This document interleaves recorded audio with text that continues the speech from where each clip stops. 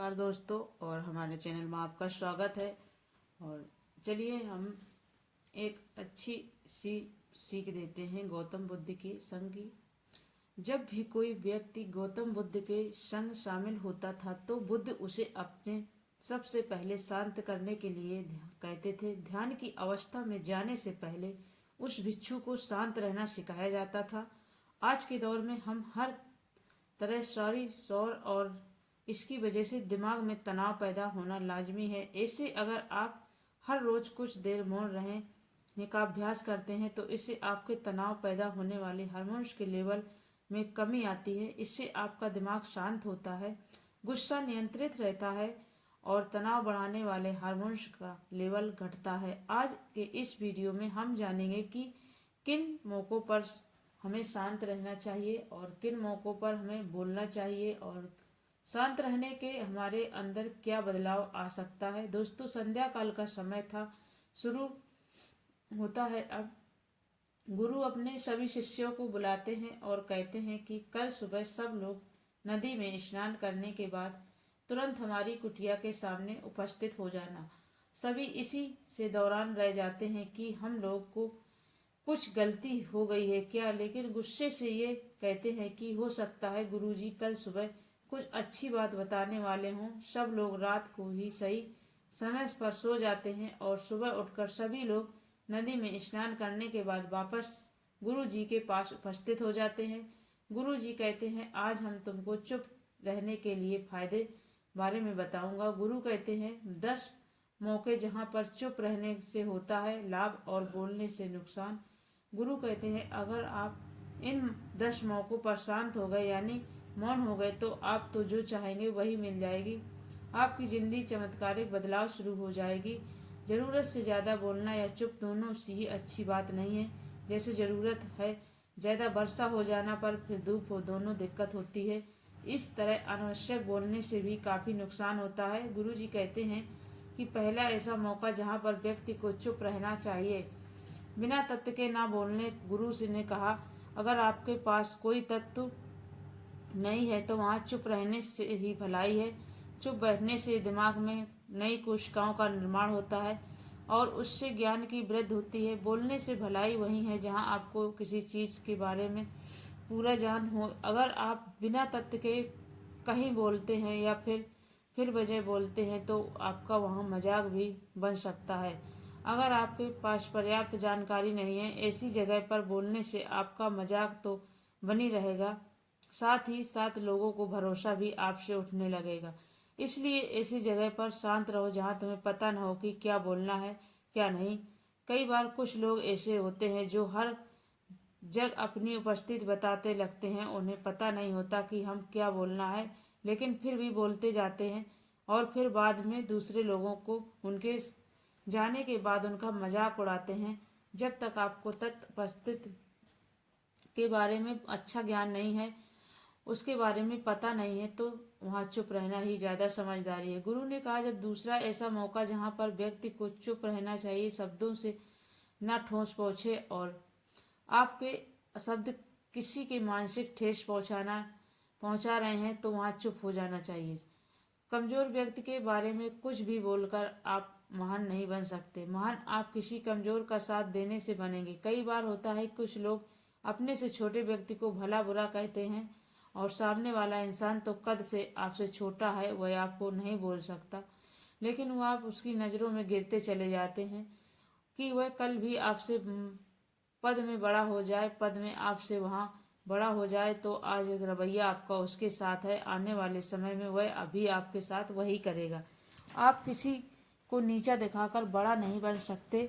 बड़ा बनना है तो आपसे छोटे लोगों की इज्जत भी करना सीखें और साथ ही साथ लोगों को ही सम्मान करना चाहिए। लोगों को लगता है कि अगर वह अकड़ कर कर बोलेगा, सामने वाला नीचा गिरने से ही कोशिश करेगा तो वह बड़े बन जाएंगे। तो यह सब उन भूल है, बड़े होने की बजाय आप उनकी नज़रों से गिरते चले जाएंगे। गुरु ने आगे कहा इसलिए तुम शिष्य सब जब भी बोलना आदर भाव से बोलना ताकि तुम्हारी बात लोगों को अच्छी लगे।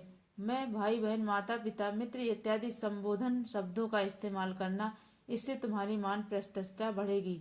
साथ ही साथ लोगों को नजरों में तुम समझदार व्यक्ति बनते जाओगे। गुरु ने आगे कहा, तीसरा मौका जहाँ पर व्यक्ति के चुप रहने से भलाई है। क्रोध या घृणा करने वाले लोग, जब कोई अपना या सगा संबंधी आप पर क्रोध कर रहा हो, तो आपका अपमान कर रहा हो, तो आपको उस वक्त चुप रहना चाहिए ताकि सामने वाले गुब्बारा पूरी तरह से फट जाए। आप यदि सही हैं तो उसे कतई माफीनामा गए चुप रहकर ही सही समय का इंतजार करें, वह खुद आपसे माफी मांग लेगा जब उसे अपनी गलती का एहसास हो जाएगा। गुरु आगे कहते हैं कि अगर आपका कोई सगा संबंधी आप पर क्रोध कर रहा हो, आप उस समय शांत हैं, तो यह आदर सम्मान देने की निशानी होती है।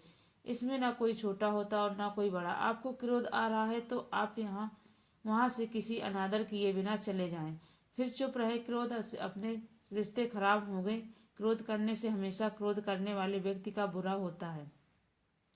गुरु आगे कहते हैं, एक बार की बात है, सांप जंगल में भागते हुए किसी राजा के घर में पहुंच गया। लोगों ने छेड़खानी की तो वह बहुत ही गुस्सा हो गया, जिससे घर में जो तलवार पड़ी हुई थी उसी के लपेट कर कसने लगा और धीरे धीरे उसका पूरा शरीर कट गया। ठीक उसी प्रकार हमारा गुस्सा भी हमारे शरीर को तलवार की भांति काटता रहता है। गुस्सा ध्यान से खत्म होता है। प्रतिदिन अगर आप ध्यान की मुद्रा में बैठे हैं तो आपका गुस्सा आपके नियंत्रण में रहेगा। गुरु आगे कहते हैं कि यह तरीका है कि आप प्रतिदिन ध्यान का अभ्यास करें। इससे आपके शरीर में जो हार्मोन्स गुस्से का बढ़ाव देते हैं वह सब तुम्हारे नियंत्रण में रहेगा, जिससे शरीर गुस्से पर आसानी तुम्हारा में काबू पा लेगा। लेकिन जब एक तरीका यह भी है कि जब भी आपको गुस्सा आए तो यह समझने का प्रयास करो कि क्या मेरा गुस्सा जायज़ है या नहीं, हमें वहां पर बोलना चाहिए नहीं। जब आप खुद इस बात का अकल लगा पाएंगे तो आपको खुद पता चल जाएगा कि हमें गुस्सा करना चाहिए या नहीं। फिर आपको गुस्सा आ रहा है तो आप वहां से हटने का प्रयास करें, वहां दूर चले जाएं। धीरे धीरे समय के साथ दिमाग शांत हो जाएगा। कहा, चौथा ऐसा मौका जहां पर इंसान को बहुत समझदारी से साथ काम लेना चाहिए, वहां पर आपको चुप रहना चाहिए। वहां पर उस मुद्दे का आपका कोई संबंध ना हो। अगर आप किसी मुद्दे में कोई संबंध ना किसी वजह आपका दूसरे मुद्दे पर बोलेंगे तो यह आपके लिए अनिष्टकारी होगा। इससे केवल आपका ही नुकसान है। जल्द ही आप किसी दो लोगों के बीच रहे विवाद में जल्दी अपनी टांग लगाने, अगर सामने वाला आपको बुला रहा है अपना झगड़ा शांत करवाने के लिए, तो आप वहां पर जाएं। किसी की व्यक्तिगत जिंदगी में दखल अंदाजी नहीं देनी चाहिए जब तक कि वह व्यक्ति आपको नहीं बुलाता है। आपके झगड़े को शांत करवाने के लिए कुछ लोग फालतू दूसरे के विवाद में कूद पड़ते हैं। इससे उनका मान सम्मान मर्यादा पर लोग उंगली उठाने लगते हैं। गुरु कहते हैं कि 10 मौके में 5वां मौका ऐसा है जहां व्यक्ति पर को बहुत ही समझदारी के साथ चुप रहना चाहिए। आपके शब्दों में किसी मित्र को हानि पहुंचते अगर आपके शब्द सामने वाले के परिवार या मित्रों का प्रतिष्ठा के बारे में बुरी झलक दिखा रहे हैं तो आपको चुप रहना चाहिए।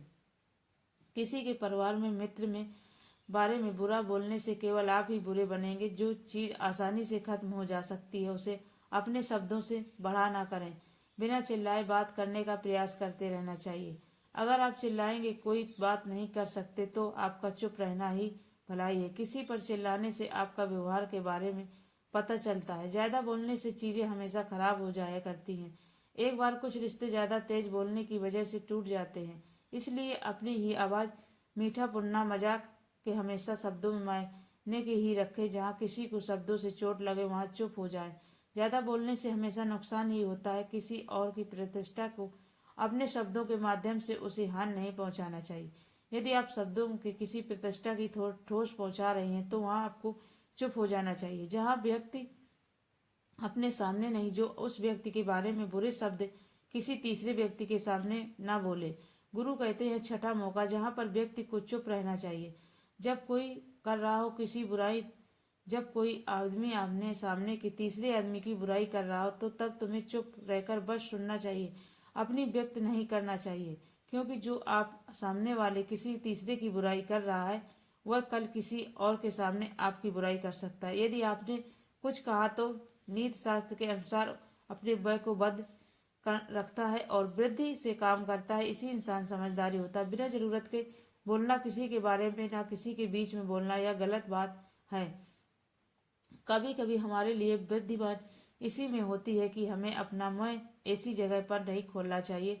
गुरु आगे की 10वां मौका 7वां ऐसा मौका है व्यक्ति को चुप रहना चाहिए जब कोई नहीं समझे उसकी भावना। यदि आपको लग रहा है कि कोई व्यक्ति आपके भावना दुख को परेशान शब्दों में समझ रहा है, यदि आपको लग रहा है कि सामने वाला व्यक्ति आपकी भावना या दुख को या आपकी जो परेशानी है उसको समझ नहीं पा रहा है या समझने का प्रयास नहीं कर पा रहा है, ये तो आपको ध्यान में सुन ही नहीं पा रहा है, ऐसे व्यक्ति के सामने आप चुप ही रहे, क्योंकि ऐसे लोगों को आपकी भावना या दुख का कोई मतलब नहीं होता। ऐसे लोगों को आपका राज बताकर आप पछताएंगे आप बाद में। इसलिए हर किसी को अपने मन की बात बतानी चाहिए। अगर आप लग रहा है कि सामने वाला आपकी बात की नहीं समझ पा रहा है, आपकी भावनाओं को नहीं समझ पा रहा है, वहाँ आपको नहीं बोलना चाहिए, आपका मजाक भी बना जाएगा।